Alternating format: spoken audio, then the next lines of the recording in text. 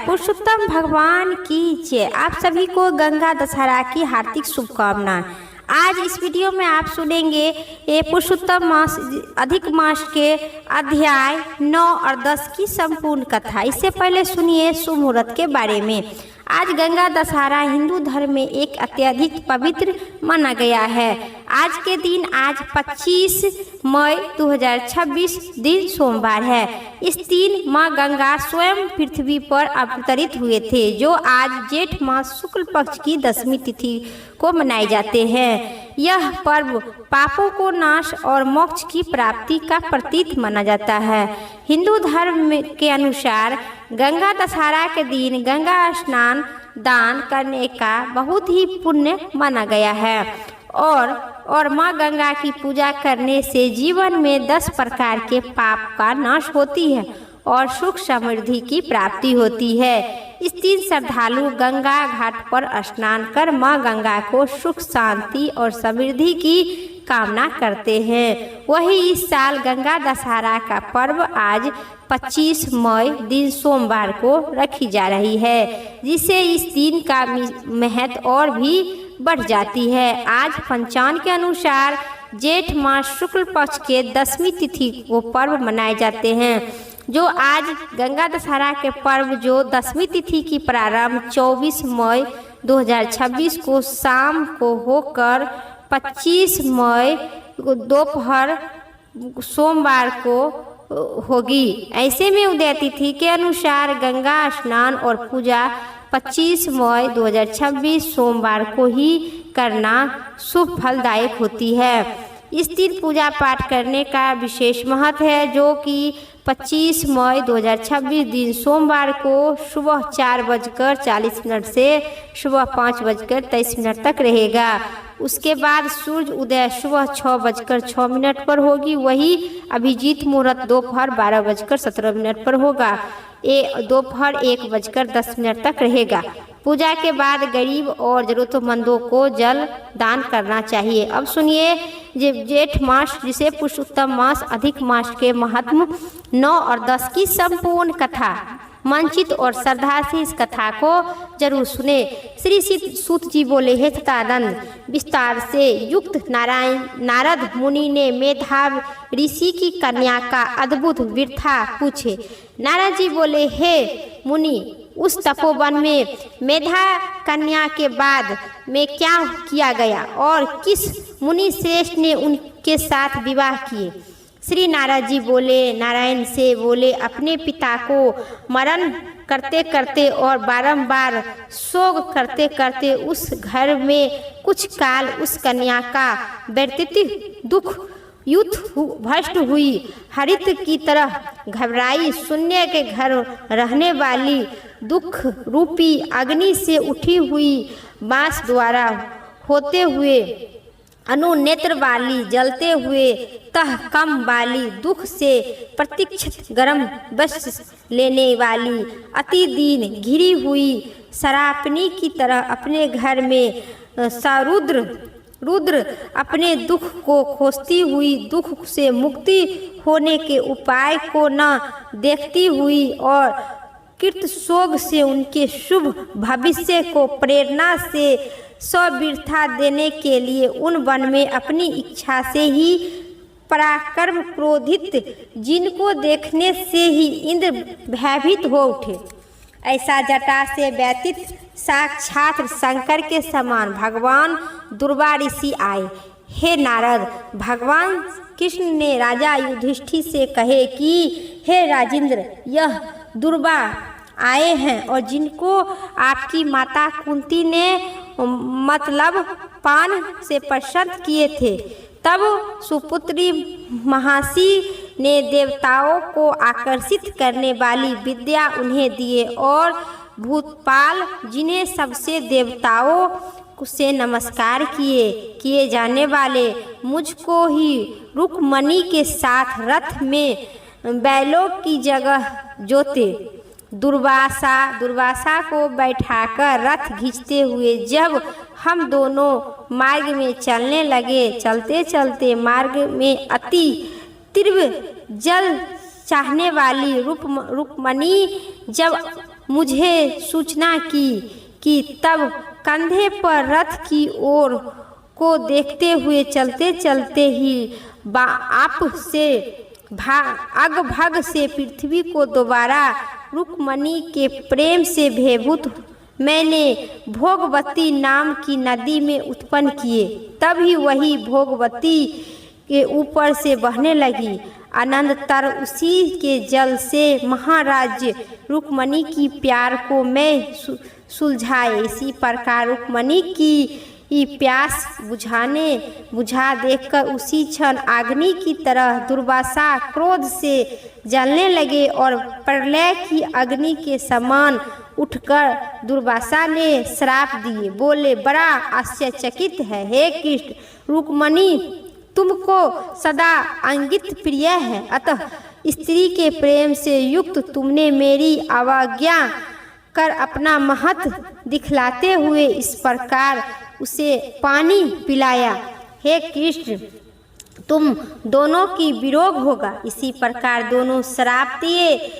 हे दुर्योधन, हे युधिष्ठिर, वही दुर्वासा मुनि ने साक्षात रुद्र के अंश में उत्पन्न दूसरों काल रुद्र की तरह महासी अग्नित्र के उग्र तपस्या कल्प विष के दिव्य फल प्रतिभा की ओर से रत्न अनुभाग्य और गर्भ से उत्पीड़ हुए मेधायुक्त दुर्वा नाम के ऋषि अनेक तीर्थों को जल से भागीरथ ईठ जटा के भयभूत सिर वाले साक्षात तपो मूर्ति दुर्वा ऋषि को आते देखकर कन्या का शोक सागर से निकलकर दिव्य में मुनि के चरण कर प्रार्थना किए।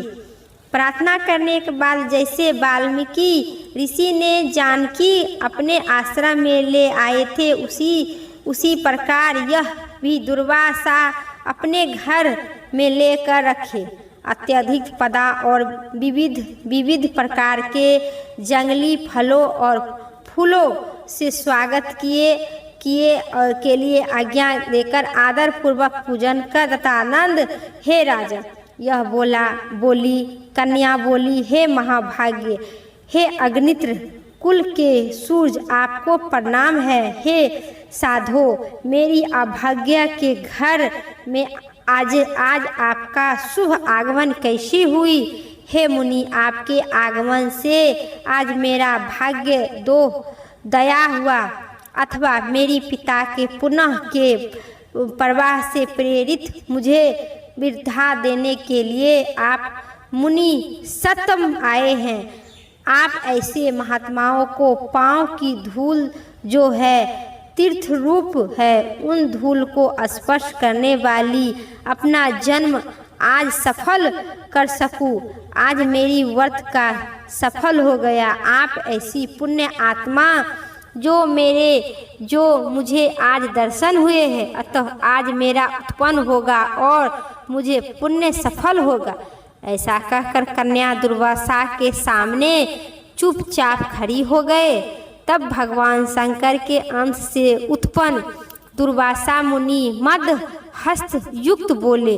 दुर्वासा बोले, हे दिव्य सूते, बड़ी ही अच्छी तूने है अपने पिता के कुल को तार दिया, यह बड़ी ही अच्छी है। मेधा ऋषि के तप का फल है जो तुम्हें तेरी ऐसी कन्या उत्पन्न हुई।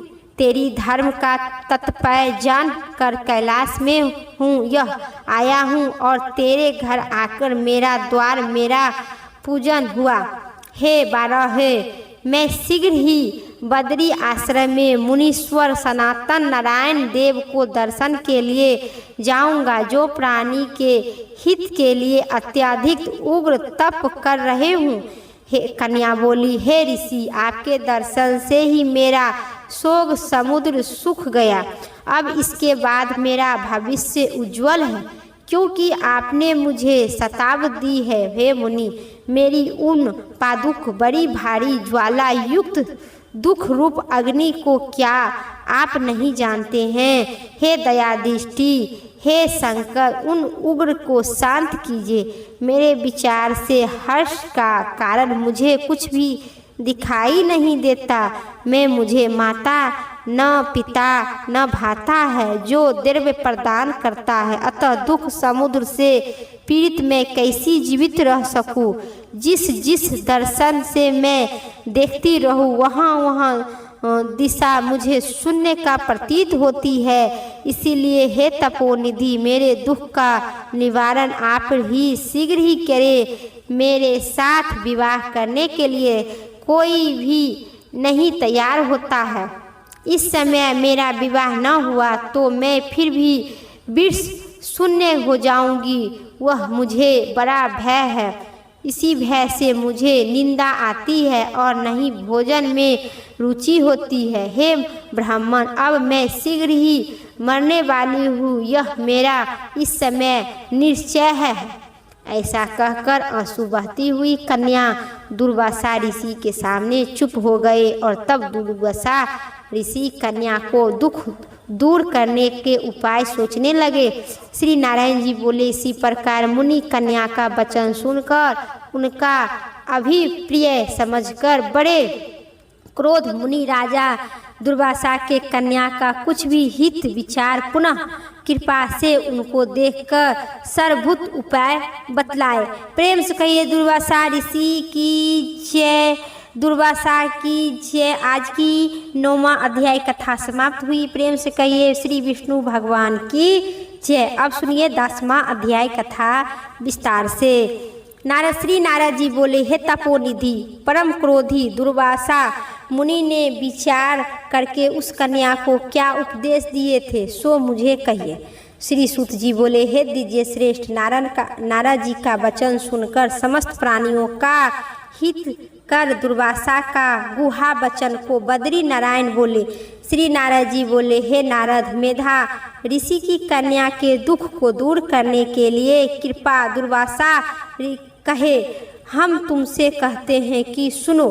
दुर्वासा ऋषि बोले, हे सुंदरी, गुण से भी गुप्त उपाय मैं तुमको कहता हूँ, यह विशेषकर भी कहने का योग नहीं है। यथाति तुम्हें तेरे लिए तो मैं विचार कर लिया हूँ, मैं विस्तार पूर्वक न कहकर तुझको संक्षेप में कहता हूँ, सो सुनो।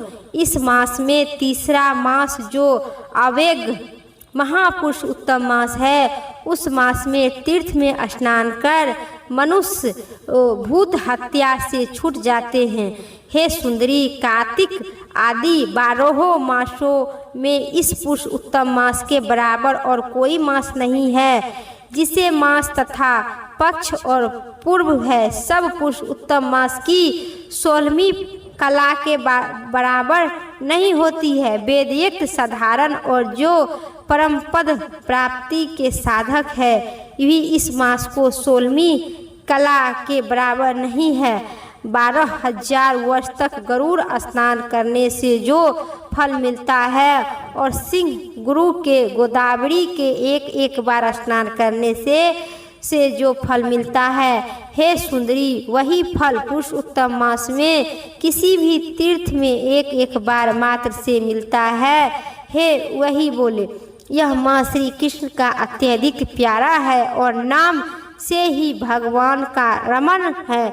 इस मास में पुरुष उत्तम भगवान इस के सेवा पूजा करने से समस्त कामना सिद्ध होती है। अतः इस पुरुषोत्तम मास का शीघ्र ही व्रत करो। पुरुषोत्तम मास की तरह प्रसन्नता पूर्वक मैं भी इस मास की सेवा करती हूँ। एक समय क्रोध से मैं अमरावती राजा को भस्म करने की अथवा कीर्त भेजी तथा सो बोले, अब हरि के जलता हुआ सुदर्शन चक्र मुझको ही भस्म करने के लिए उसी समय मेरे पास भेजा। तब पुरुषोत्तम भगवान मास के व्रत के प्रभाव से ही वह चक्र हट गया। हे सुंदरी, वह चक्र त्रिलोक को भस्म करने का समर्थ रखने वाली है।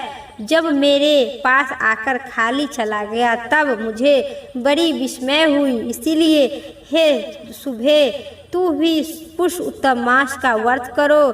इसी प्रकार मुनि की कन्या को कहकर दुर्वा ऋषि विश्राम के लिए चले गए। श्री कृष्ण जी बोले, हे राजन, दुर्वासा का वचन सुनकर भार्गवी का प्रबलता का कारण असुर से प्रेरित और कन्या मुख्यवश दुर्वासा से बोले, बला बला बोली है, ब्राह्मण है मैं मुनि, आपके जो व्रत मुझे रुचता नहीं है, माधसी है, ऐसा आप कैसे कहते हैं, सो कहिए।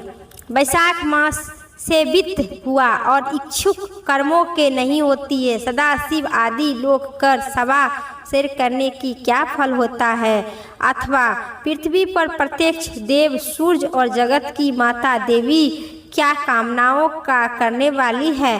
श्री गणेश सेवा पाकर कि इच्छिक वर देते हैं, व्यापता इत्यादि योग और मास का प्रशंसा करने वाले आपको लाज नहीं रखती है। यह मास तो बड़ा मालिन और सब काम का निंदा है। हे मुनि, इस रवि संक्रांति से रहित मास को आप श्रेष्ठ कैसे कहते हैं। सब दुखों से छूटने वाले परम श्री हरि को मैं जानती हूँ। हे देव, दिन रात हरि की चिंतन करती हूँ। जानकी पति राम और पार्वती पति शंकर के सिवाय और किसको नहीं देखती हूँ। हे विप्तवर, अत्यधिक तो कोई देवता ऐसा नहीं है जो मेरे दुख को दूर करे। अतः हे मुनि, इस सब फलदाता और सबको छोड़कर कैसे भले मास की स्तुति आप कर रहे हैं। इसी प्रकार ब्राह्मण कन्या को कहा और सुनकर दुर्वासा मुनि शरीर का एकदम ज्वालामय को हो गए और नेत्र क्रोध से लाल हो गया। इसी प्रकार क्रोध जानने पर भी कृपा करके मित्र की कन्या को श्राप नहीं दिए और सोचने लगे कि यह मित्र की कन्या को श्राप नहीं दिए, मूर्ख है, हित अनहित को नहीं जानती है, अभी बुद्धि इसकी नहीं है। पुरुषोत्तम मास का महत्व विद्वानों को सभी पता है, तो थोड़ी सी बुद्धि वाले पुरुष एवं विशेषकर कुमारियों को तो हो तो कर सकता है। यह कुमारी कन्या माता पिता से रहित दुखित जलती हुई है, अतः अति उग्र मेरे श्राप कैसे दे सकती हूँ। इसी प्रकार सोचकर कृपा मन से उठे क्रोध को शांत किए और स्वच्छ होकर दुर्वासा मुनि ने अति विरोग कन्या से बोले। दुर्वासा बोले, हे मित्र पुत्री, तेरे ऊपर मेरा कुछ भी क्रोध नहीं है। निर्भय जो तेरे मन में है आओ वैसे ही करो। हे बोले, ते अब और तेरा कुछ भी भविष्य कहता हूँ सुनो।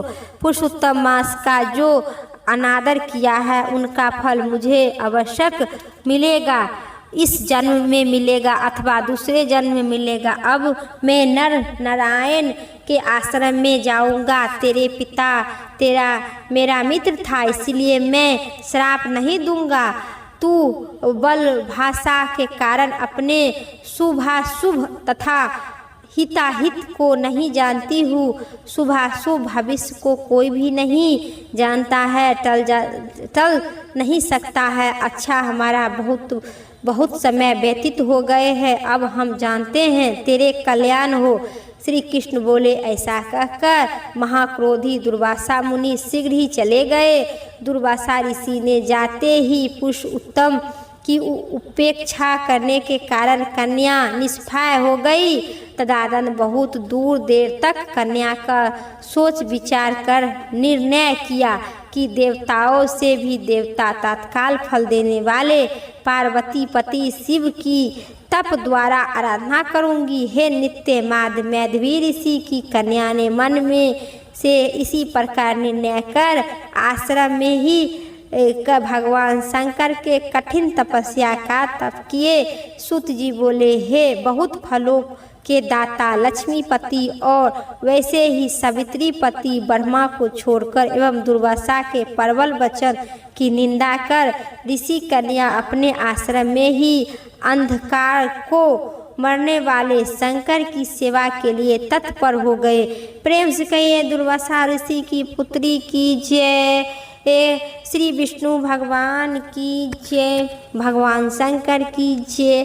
तो आज की कथा इतना ही। उम्मीद करते हैं आप सभी को इस कथा पसंद आई, तो एक लाइक करके और चैनल को ज़रूर सब्सक्राइब करें। कमेंट बॉक्स में ओम नमः शिवाय और दुर्वासा ऋषि की जय ज़रूर लिखें। जय श्री राम लिखना न भूलें।